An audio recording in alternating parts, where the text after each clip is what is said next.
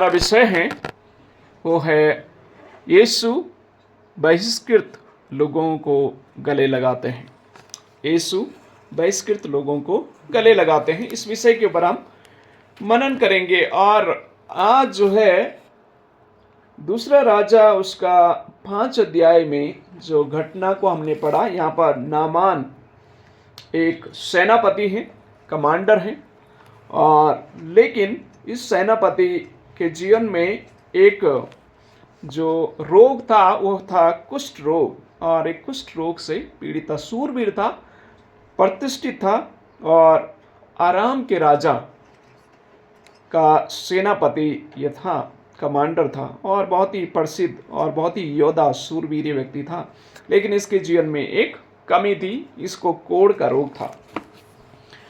और इस घटना से, इस कहानी से, जो ये घटना बाइबल में है नामान के जीवन से, नामान प्रतिष्ठित व्यक्ति होने के बावजूद भी उसके जीवन में एक कमी रह गई थी, और जिसकी वजह से इस व्यक्ति को जो है अपनी चंगाई के लिए एक छोटी सी लड़की दासी की बात को भी मानना पड़ा। और जब उस लड़की ने नामान सेनापति को कहा और उसकी पत्नी को कहा कि हमारे देश में सोमरोन में भविष्यवक्ता है, उसका नाम एलीशा है, और अगर नामान वहाँ जाएगा तो वो चंगा हो जाएगा। तो इस सारी घटनाओं का मैं जस्ट वर्णन नहीं करना चाहता हूँ, बट सारांश इसका ये है कि नामान ने जब इस छोटी सी लड़की की बात को माना और परमेश्वर के दास एलीशा की बात को माना, तो उसके शरीर का जो एक कुष्ठ रोग है वो पूर्ण रूप से चंगा हो गया। हालांकि उसे जिस प्रकार से उसकी धारणा थी, उसकी सोच थी, वो चाहते थे कि जब वहाँ जाएंगे तो एलीशा जो परमेश्वर के दास है हाथ रखेंगे उनके ऊपर और चंगे हो जाएंगे, बट ऐसा हुआ नहीं। तो उन्हें गुस्सा भी आया, उन्हें जलजलाहट भी हुई। पर नामान सेनापति के सेवकों ने कहा, हे हमारे स्वामी, अगर एलीशा भविष्यवक्ता आपको बड़ा काम करने के लिए कहते, क्या आप नहीं करते? आप तो उस बात को भी करते। तो जब छोटी बात उन्होंने कहा कि जाके यरदन नदी में 7 बार डुबकी मारो, कर लीजिए इस बात को, तो नामान इस बात को मानता है। और मैं वचन उसका पढ़ना चाहता हूँ, सारांश उसका पढ़ना चाहता हूँ कि क्या हुआ जब नामान ने परमेश्वर के दास की बातों को माना। तो वचन 14 में इस प्रकार से लिखा है, दूसरा राजा उसका 5 अध्याय उसका 14 वचन लिखा है, तब उसने परमेश्वर के भक्त के वचन के अनुसार यरदन को जाकर उसमें 7 बार डुबकी मारी, और उसका शरीर छोटे लड़के का सा हो गया और वह शुद्ध हो गया। जब आप हमें परमेश्वर के दासों की बात को मानते हैं, चंगाई चमत्कार हमारे जीवनों में होते हैं। इनको घमंड था अपनी बहादुरी का, अपने सूरवीर जो था वो प्रतिष्ठित व्यक्ति था, उन्हें घमंड था उस चीज़ का। लेकिन बाद में नामान को इस चीज़ का एहसास हो गया कि मेरा घमंड, मेरा अहंकार, मेरा धन, मेरी दौलत कुछ काम नहीं आएगी। और परमेश्वर के वचन, दास के वचन के अनुसार जैसे उसने किया, उसका जीवन पूर्ण रूप से बदल गया, और उसकी हालात बदल गई, उसका जीवन बदल गया, और पूर्ण रूप से चंगा हो गया। अब आप मेरे साथ सोचिए, नामान धनी व्यक्ति था, प्रतिष्ठित व्यक्ति था, उसे कोई पैसों की कोई कमी नहीं थी। उन्होंने पूरी कोशिश की होगी कि अपने शरीर को जो है औषधि के द्वारा, उस समय की जो व्यवस्था होगी, उस समय के हिसाब से उन्होंने भरपूर कोशिश की होगी कि इस कुष्ठ रोग से उन्हें नजात मिले या चंगाई मिले, लेकिन नहीं हो पाया। परमेश्वर के दास की बात जब मानी, चंगा हो गया। ओके, ये एक घटना है। जब हम भजन संहिता में आते हैं, भजन संहिता 51 में दाऊद का एक व्यक्तिगत अनुभव है।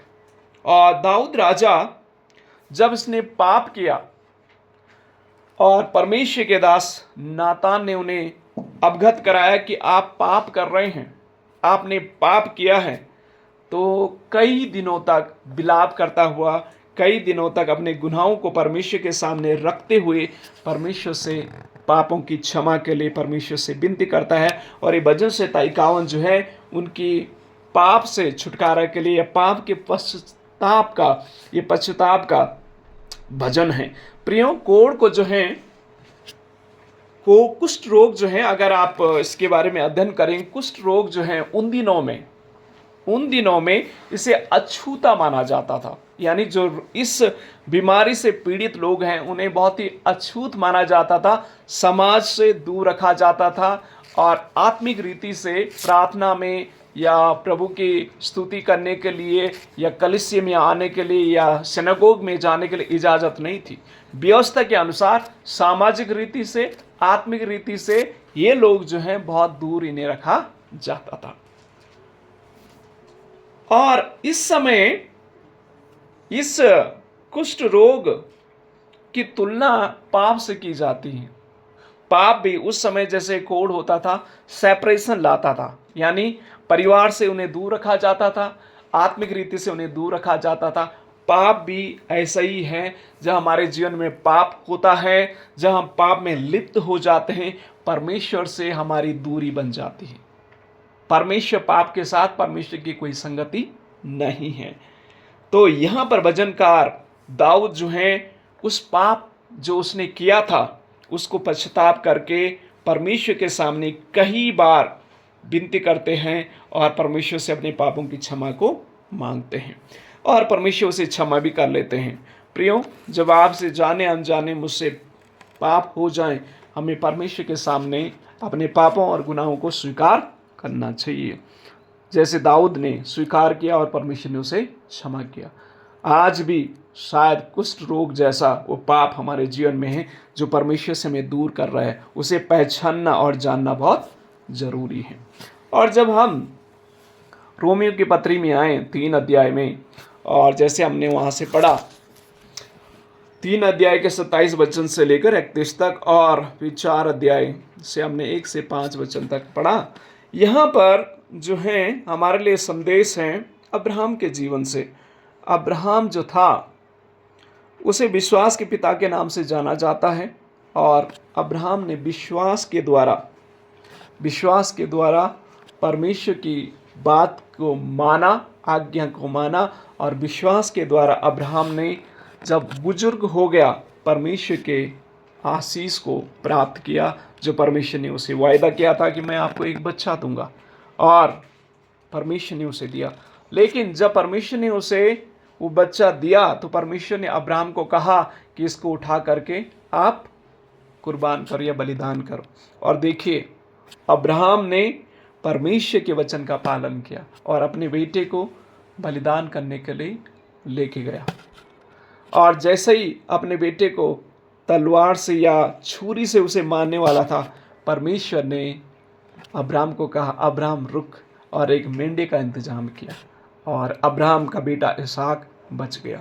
तो यहाँ पर जो अब्राहम के जीवन से आप मैं सीख सकते हैं, हमारा विश्वास और कर्म दोनों क्या होने चाहिए, एक साथ चलने चाहिए। कई बार हम कहते हैं कि परमेश्वर मैं आप पर विश्वास करता हूँ या करती हूँ, लेकिन कर्म नहीं करते हूँ, अधूरा है। हमारा विश्वास और कर्म एक साथ होना चाहिए, तभी जाके हम परमेश्वर की आशीषों को अपने जीवनों में प्राप्त कर सकते हैं, और ये बहुत ज़रूरी है। तो अब मैं आपको मुख्य भाग में लेके आने जा रहा हूँ, जो सुसमाचार का पाठ हमने पढ़ा है, और इसी से हम सीखेंगे परमेश्वर के वचन को। यहाँ पर लूका रचित सुसमाचार उसके 4 अध्याय उसका 40 वचन से 41 वचन तक, और 5 अध्याय उसके 12 से 16 तक। यहाँ पर जो घटना है वो है एक कोढ़ी जो व्यक्ति हैं उसको परमेश्वर ने क्या कर दिया, चंगा कर दिया। जैसे मैंने आपको बताया, कुष्ठ रोग एक्चुअली उस समय उन्हें समाज से अलग किया जाता। अगर वहाँ की आप प्रथा और संस्कृति को देखेंगे, और इसका उदाहरण भी है, ये मानते थे, इनका ये मानना था कि कुष्ठ रोग एक्चुअली उनको होता है जिनको परमेश्वर का दंड जिनके ऊपर पनिशमेंट है। और वो रिलेट करते हैं किसके ऊपर, जब गिनती हूँ उसका 12 अध्याय उसके 10 वचन से 15 तक पढ़ेंगे तो उसमें वो घटना है जब मरियम ने अपने भाई जो मूसा है उसके खिलाफ कुड़कुड़ाने लगी और बहुत सारी बातें बोलने लगी, परमेश्वर का प्रकोप, दंड मरियम के ऊपर आया और उसका हाथ जो है क्या हो गया, कुष्ठ रोग से, उसे कुष्ठ रोग हो गया।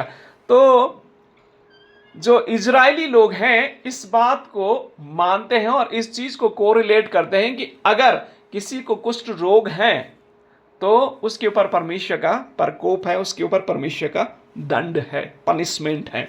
तो इस चीज को इजरायली लोग उस समय मानते थे और उनको समाज से बहुत ही दूर रखा जाता था। इवन उन्हें रोटी देना है तो उनको रोटी देने के लिए जो है उनके पास नहीं जाते थे, दूर से फेंका जाता था, उनको दूर से रोटी दिया जाता था। और इवन ऐसी व्यवस्था भी उनके लिए थी, अगर वो कहीं भीख मांगने के लिए जाते या कहीं जाते तो उनका मुंह भी कवर होना चाहिए था और उनको जोर जोर से कहना पड़ता था अशुद्ध अशुद्ध अशुद्ध, ताकि आसपास के जो लोग जा रहे होंगे तो रास्ता छोड़ देते थे, उन्हें पता चलता कोढ़ी आ रहे हैं, कुष्ठ रोगी आ रहे हैं। तो इस प्रकार से इनके साथ जो है उस समय जो था व्यवहार किया जाता था। और ये जो कुष्ठ रोग है वो धीरे धीरे धीरे धीरे स्लो डेथ, यानी स्लोली इंसान को उनको मारते, उनके हाथ या पैर, ये जो नर्व्स हैं काम करना बंद कर देती, धीरे धीरे उनके शरीर के जो अंग हैं वो नष्ट होना, पिघलना, खत्म होना, डेड होना, इस प्रकार की बीमारी थी।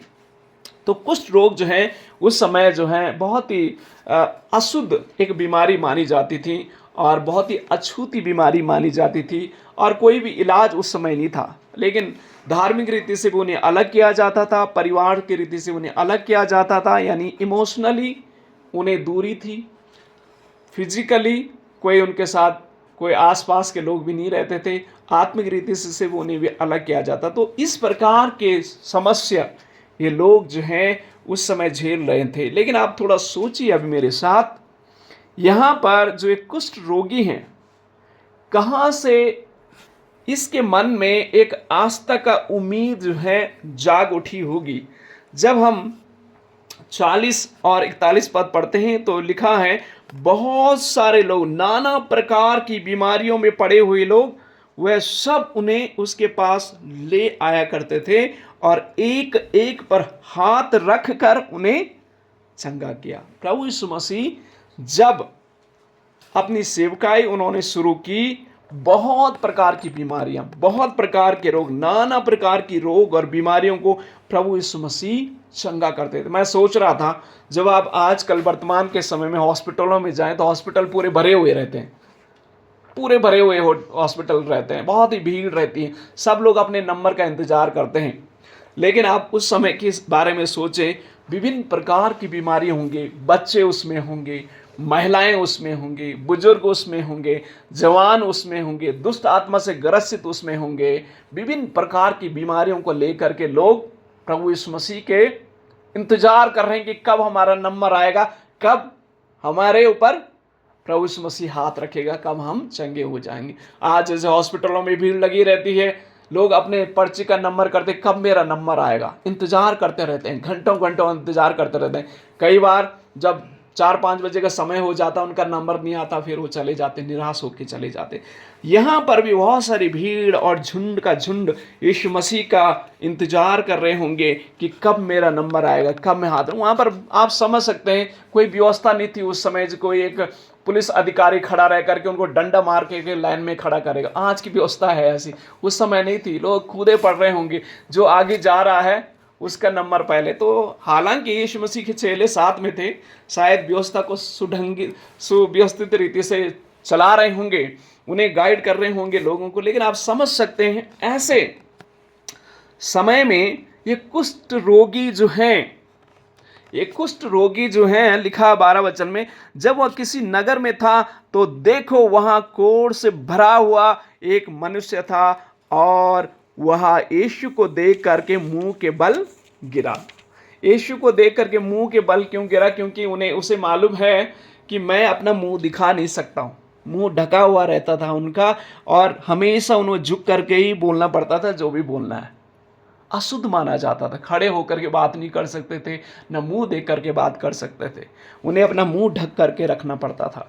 और इसने नीचे झुक करके प्रभु से कहता है, उसे मालूम है सब, उसे उसके मन में है कि धर्म गुरु भी हमें चंगा नहीं कर सकते हैं। उसे ये मालूम है कि अगर किसी ने देख लिया मुझे तो पत्थर से मार देंगे, क्योंकि जब इस प्रकार के कुछ रोगियों को लोग देखते थे, अगर वो कहेंगे नहीं अपवित्र अपवित्र अपवित्र नहीं कहेंगे तो पत्थर से उन्हें मार देते थे। ये उन्हें डर था, अगर गलती से उनकी परछाएं, अगर गलती से उनका जो टच हम तक पहुंचेगा तो हमें भी कुछ रोग हो जाएगा। तो ये धारणा उसके मन में है, उसके मन में विचार है। लिखा है, और वह यीशु को देकर मुंह के बल गिरा और विनती की, हे प्रभु यदि तू चाहे तो मुझे शुद्ध कर सकता है। आप समझ सकते हो उसकी वेदना। उसे मालूम है कोई नहीं चाहता है हम जैसे कुछ रोगियों को चंगा करना, लेकिन वो कहता है, हे प्रभु यदि तू चाहता है तो मुझे शुद्ध कर सकता है। यानी उसकी जो वेदना है, उसके जो अंदर का जो एक इमोशनल दर्द है, उसको अपने शब्दों में उसने प्रभु के सामने बयां किया और विनती की। मालूम नहीं, शायद जोर से चिल्लाया होगा, रो करके उसने बोला होगा, पर मैं सोचता हूं कि डेफिनेटली उसने इतनी भीड़, आसपास भीड़ होंगी, चारों तरफ भीड़ होंगी, उसने बड़ी चिल्ला करके कहा होगा, रो करके विनती की होगी, हे प्रभु अगर आप चाहें तो मुझे शुद्ध कर सकते हैं।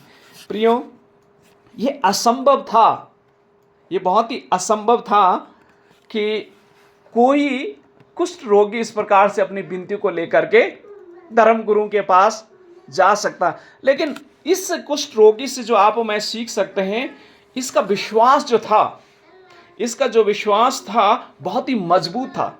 उसे कहीं ना कहीं दिल में तो, मन में तो ये विश्वास था, अगर मैं यीशु के सामने अपनी विनती को रखूंगा तो निश्चित यीशु कुछ न कुछ मेरे लिए कर सकते हैं। ये असंभव था, ये असंभव था कि कोई कुष्ठ रोगी की मदद करे। कोई नहीं करना चाहता था। जब उनके अपने माँ बाप उनकी मदद नहीं कर सकते हैं तो कौन ऐसे रोगियों की मदद कर सकता था। लेकिन उसे कहीं ना कहीं उन्हें विश्वास था ये असंभव है, पर प्रभु यीशु मसीह मेरे लिए कर सकता है। समाज से अछूत लोगों को, इस प्रकार के कुष्ठ रोगियों को जिनको समाज से तिरस्कृत किया गया है, समाज की एक बहुत बड़ी बाउंड्री है, इसके अंदर वो आ नहीं सकते, ऐसे समय में इसने अपने विश्वास के द्वारा प्रभु यीशु मसीह को स्पर्श किया। आमीन। क्या आप और मैं अपने विश्वास के द्वारा अपनी विनतियों को, अपनी प्रार्थनाओं को, अपने निवेदनों को परमेश्वर तक पहुंचा सकते हैं? हाँ, हम लोग भी ऐसा कर सकते हैं। तो ये आप और मैं इस कुष्ठ रोगी से सीख सकते हैं कि आपकी तकलीफ कितनी बड़ी भी क्यों ना हो, समाज ने आपको क्यों ना ऐसी बाउंड्री में बांध रखा हो, शारीरिक बीमारी ने क्यों ना आपको बांध रखा हो, याद रखना, अगर आप अपनी निवेदनों को, अपनी विनतियों को यीशु के चरणों तक पहुंचा लें, कोई शक्ति नहीं जो आपको रोक पाए। और यही इस व्यक्ति के साथ हुआ। हालांकि समाज की, यहूदी समाज की एक बाउंड्री थी उनके लिए, इस बाउंड्री को उसने पार किया। आज वो बाउंड्री कौन सी है? शायद आप और मैं, कुष्ठ रोग एक पाप का एक प्रतीक भी है। क्या वो पाप है जो आपको मुझे बांधे रखा हुआ है? कौन सा वो स्वभाव है, कौन सा वो बात है जो आपके जीवन में, मेरे जीवन में हमें कुष्ठ रोगी के समान बांध करके रखा है? जब तक आप और मैं उस बंधन से बाहर निकल करके अपनी आवाज को परमेश्वर के सामने नहीं पहुंचाएंगे, आप और मैं उस बंधन से बाहर नहीं निकल सकते। इसने इस बंधन से, इस रुकावट से, इस पाप के उस जकड़न से अपने आप को उसने बाहर निकाला, अपनी आवाज को बुलंद किया बाहर निकलने के लिए, और परमेश्वर ने उसकी मदद की। आज भी परमेश्वर इस असंभव को संभव कर सकता है। आज इस समाज में बहुत सारे, आपके जीवन में, मेरे जीवन में, समाज में बहुत सारी ऐसी चीज़ें हैं जो आपको और मुझे बंधन के रूप में बांधे हुए हैं, उनसे हमें बाहर निकलना है। और बहुत सारे ऐसे पाप होंगे जो जाने अनजाने हैं, जो आप जानते हैं। बहुत सारे पाप हैं। व्यभिचार एक पाप हो सकता है, झूठ बोलना एक पाप हो सकता है, चुगली करना एक पाप हो सकता है, लड़ाई झगड़े करना एक पाप हो सकता है, और बहुत सारे ऐसी लंबी लिस्ट हो सकती हैं। वो चीज़ें जो आपको मुझे बांध रही हैं, उससे बाहर निकलने के लिए ये समय, लैंड का सीजन है जो हम बाहर निकल सकते हैं और परमेश्वर हमारी मदद कर सकता है। ये असंभव लग सकता है, लेकिन इस असंभव को परमेश्वर संभव कर सकता है। इसने अपनी कमजोरी को अपनी ताकत में बदल दिया। जब परमेश्वर के सामने उसने अपनी आवाज़ को रखा, अपनी विनती को रखा, और इसके हालात परमेश्वर ने बदल दे। बहुत ही सुंदर जो वचन है, 13 वचन में लिखा है, उसने हाथ बढ़ाकर उसे छुआ और कहा, मैं चाहता हूं कि तू शुद्ध हो जा, और उसका कोढ़ तुरंत जाता रहा। आमीन। देखिए, इसको न इसके माँ बाप ने छुआ होगा जब उन्हें पता चले कुष्ठ रोगी हैं, उसके अपनों ने इसे दूर कर दिया, इसके मित्रों ने इसे दूर कर दिया होगा, उसके गांव समाज ने उसे दूर कर दिया होगा, वहाँ के धर्म गुरुओं ने भी कभी इसे छुआ नहीं होगा, स्पर्श नहीं किया होगा। पर देखिए 13 वचन कहते हैं, उसने हाथ बढ़ाकर उसे छुआ। राजों की पुस्तक में हम नामान चाहता था, मैं चाहता था कि एलीशा भविष्यवक्ता हाथ बढ़ा करके मुझे छूता, जहां पर मेरा कुष्ठ रोग में चंगा हो जाता। उसके मन में धारणा थी, अगर छूता मैं चंगा हो जाता। यहां पर देखिए प्रभु यीशु मसीह ने उसे छुआ और वो चंगा हो गया। प्रियो, हमारा परमेश्वर जो है, हम हर एक को छूना चाहता है, और हमारे जीवन को परमेश्वर, हमारी हालात को परमेश्वर बदलना चाहता है। और प्रभु ने उसे स्पर्श किया, छुआ, और वो शुद्ध हो गया उस कोढ़ से। जब तक आप और मैं परमेश्वर से मांगेंगे नहीं, हमें मिलेगा नहीं। इसने मांगा परमेश्वर से। आप थोड़ा सोचिए, उस समय बहुत सारे कुष्ठ रोगी थे, वहां बहुत सारे रोगी थे उस समय, कुष्ठ से बहुत सारे लोग, कोढ़ में कोढ़ी होंगे बहुत सारे लोग, लेकिन उस सब कोढ़ी ठीक नहीं हुए। सिर्फ ये कोढ़ी यहाँ पर, इसके बारे में हमें जानकारी मिलती है कि ठीक हुआ, क्योंकि इसने मांगा परमेश्वर से, विनती की परमेश्वर से, अपनी समस्या से बाहर आया, अपनी आवाज को उठाया, अपने निवेदन को परमेश्वर के सामने रखा, अपनी गिड़गिड़ाहट को परमेश्वर के सामने रखा, और परमेश्वर से उसने मांगा, और परमेश्वर ने जो उसने परमेश्वर से मांगा, परमेश्वर ने उसे दिया। और परमेश्वर ने कहा, हाथ बढ़ा करके उसे छू लिया और वो चंगा हो गया। परमेश्वर हम में से हर एक को छूना चाहता है, हमें हर एक को आशीष देना चाहता है। पर क्या आप हमें परमेश्वर के पास अपने निवेदनों को सच्चे मन के साथ, सच्चे हृदय के साथ, क्या आप हमें अपने निवेदन उस परमेश्वर के सामने रखेंगे? अगर हाँ, तो परमेश्वर हमारी प्रार्थनाओं को भी सुनेगा और हमें जवाब देगा, जैसे परमेश्वर ने इस व्यक्ति को दिया, और ये चंगा हो गया और उसकी हालात बदल गई। अब ये उस सोसाइटी में से बाहर निकल गया और अपने परिवार में गया होगा, अपने समाज में गया होगा, जिनसे कभी नहीं मिला उन्होंने उसे गले लगाया, और अपने परिवार के साथ, सभी लोगों के साथ उसका जो अपना रिश्ता है फिर से उसने बना लिया। परमेश्वर हर एक को एक मौका देना चाहता है। परमेश्वर हमारे हर एक की मदद करना चाहता है। ये आप पर डिपेंड करता है, मेरे पर डिपेंड करता है, क्या आप मैं उस पाप की जिंदगी से बाहर आने की इच्छा रखते हैं, चाह रखते हैं। परमेश्वर कभी भी मनुष्य की इच्छा के बाहर कुछ करते भी नहीं। परमेश्वर ने स्वतंत्र इच्छा हम सबों को दी है, स्वतंत्र इच्छा, फ्री विल दे रखी है। ये आपके ऊपर है, आप पाप में जियो, आप पवित्रता में जियो, ये आपके ऊपर है। अगर पवित्रता में जिएंगे तो आशीष पाएंगे, पाप में जिएंगे तो श्राप और दंड आपके ऊपर आएगा। ये बाइबल स्पष्ट कहती है, डिट्रोनॉमी में लिखा हुआ है, व्यवस्था विवरण में लिखा है, आशीष और श्राप आपके हाथ में है, जो आप चुनोगे वो आपको मिलेगा। तो प्रियो, ये चुनाव आपके ऊपर और मेरे ऊपर है आज, कि क्या आप हमें इस कुष्ठ रोगी के समान, अगर हम पापों में हैं, गुनाहों में हैं, या किसी प्रकार के कुछ बंधनों में फंसे हुए हैं, क्या हम वहीं जीना चाहते हैं या वहाँ से बाहर निकलना चाहते हैं? अगर बाहर निकलना चाहते हैं, परमेश्वर भी आपकी मदद करेगा। परमेश्वर उन्हीं की मदद करता है जो अपनी मदद परमेश्वर से मांगते हैं और उनकी सहयोग करता है। तो परमेश्वर हमारी मदद और सहायता करे कि हम भी इस कुष्ठ रोगी के समान परमेश्वर के पास आएं और परमेश्वर को अपने विश्वास के द्वारा स्पर्श करें, और परमेश्वर भी हमें स्पर्श करेगा अपने छूने के द्वारा और हमारी सारी समस्याओं को मिटा देगा और एक नई आशीष, एक नई जिंदगी, एक स्वर्ग जैसा जीवन का अनुभव इस व्यक्ति को हुआ और हमें भी परमेश्वर कराएगा। तो उसका जो है समाज के साथ फिर से उसका रिस्टोरेशन हो गया, अपने परिवार के साथ हो गए, कलीसिया में आ सकता होगा, आराधनालय में जा सकता आराम से, क्योंकि अब उसका जो कुष्ठ रोग है वो दूर हो गया। फिर प्रभु यीशु मसीह उसे कहते हैं मूसा की व्यवस्था के अनुसार आपको कहाँ जाना है? याजक के पास जाना। यानी उसका जो है परमेश्वर के भवन में भी क्या हो गया?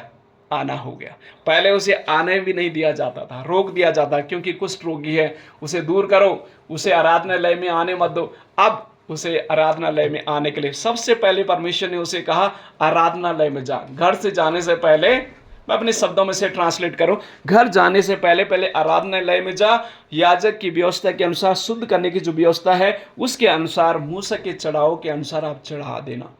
यानी अपने आप को पवित्र करो आत्मिक रीति से, फिर जाके अपने परिवार के साथ, समाज के साथ अपने फिर से रिश्ते को मजबूत करो। प्रियो, सर्वप्रथम परमेश्वर के उपस्थिति में हमें आने की आवश्यकता है और वही हमारे सारे रोगों को, कष्टों को, बीमारियों को, तकलीफों को, मुश्किलों को, पापों को सब प्रकार से दूर कर सकता है। दाऊद राजा पाप किया, गलती हुई, परमेश्वर की उपस्थिति में आके क्षमा मांगा, परमेश्वर ने उसे क्षमा दिया।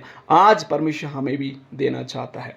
और लास्ट अंतिम बात कह करके मैं समाप्त करना चाहता हूँ। वचन 16 में लिखा है, परंतु वह जंगलों में अलग जाकर प्रार्थना किया करता था। आमीन। मेरे प्रिय भाई बहनों, प्रभु यीशु मसीह परमेश्वर होते हुए भी उन्होंने प्रार्थना के जीवन में प्राथमिकता हमेशा दी। अब परमेश्वर होते हुए भी उन्हें इतनी प्रार्थना करने के लिए समय वो निकाला करते थे। हमारे जीवन में संतुलन होना बहुत जरूरी है। जो भी आप में काम करें, काम भी करना जरूरी है और आत्मिक जीवन जीना भी बहुत जरूरी है। तो हमारे आत्मिक जीवन में और सामाजिक जीवन में संतुलन होना बहुत जरूरी है। ये प्रभु यीशु मसीह एक आदर्श नमूना हमें देते हैं। कई बार आप में जब सामाजिक सेवा में इतने व्यस्त हो जाते हैं, परमेश्वर को ही भूल जाते हैं। कई बार आप में आत्मिक जीवन में इतने व्यस्त हो जाते हैं कि समाज को ही भूल जाते हैं। लेकिन यहाँ पर प्रभु यीशु मसीह से हम सीख सकते हैं, वो लोगों को चंगाई भी करते थे और प्रार्थना के लिए समय भी निकालते थे। तो सामाजिक सेवा और आत्मिक सेवा में एक संतुलन होना बहुत जरूरी है। और अब्राहम से भी वो हमें सीखने को मिलता है। विश्वास भी परमेश्वर पर था, कर्म भी उसने किया। तो संतुलन होना बहुत जरूरी है। और आज समाज में समस्या मसीहों में ये हो रही है कि लोग जब काम के पीछे भाग जाते हैं तो काम के पीछे भाग जाते हैं, परमेश्वर को भी भूल जाते हैं। पैसों के पीछे भाग जाते हैं, परमेश्वर को भूल जाते हैं। लेकिन ये हमें सीखने की आवश्यकता है। हालांकि पैसा बहुत ज़रूरी भी है। हम मनुष्य शरीर में हैं, शरीर में भोजन की आवश्यकता है, वस्त्र की आवश्यकता है, सब चीज़ों की आवश्यकता है। तो हमारे जीवन में बैलेंस होना बहुत ज़रूरी है। नमूना हमारे प्रभु ने हमें सिखाया है और ये हमें सीखने की आवश्यकता है। और इवन इस कोढ़ी को भी, इस कुष्ठ रोगी को भी परमेश्वर ने शरीर में तो चंगाई दी, लेकिन उसे वहाँ के आराधनालय में जाने के लिए भी कहा। यानी संतुलन परमेश्वर जो है हमें देना चाहता। तो एक एप्लीकेशन के रूप में आप मैं ले सकते हैं कि प्रभु यीशु मसीह बहिष्कृत लोगों को गले लगाते हैं या मदद करते हैं, लेकिन ये आपकी और मेरी जिम्मेवारी भी है कि आप और मैं जो हैं समाज में इस प्रकार से जो पढ़े लोग हैं, इस प्रकार से जो समस्या में लोग हैं, हम सामाजिक सेवा भी करें, समाज में लोगों की मदद भी करें। और प्रभु के भवन में प्रभु की जो आत्मिक सेवक आई, जो जिम्मेवारी हमें दी है, प्रार्थना, उपवास, वचन के सिखाना, सीखना, उस सेवकाई में भी संतुलन बना के रखें। जो काम करने वाले लोग भी, आपके लिए भी पाठ है, काम करते हैं, सप्ताह में कितने दिन काम करने के लिए है? 6 दिन। 7वें दिन परमेश्वर को जरूर दे। ये पाठ सीखना बहुत जरूरी है। प्रभु हमारी मदद और सहायता करें कि ये जो वचन है हमारे जीवन के लिए आशीषमय हो।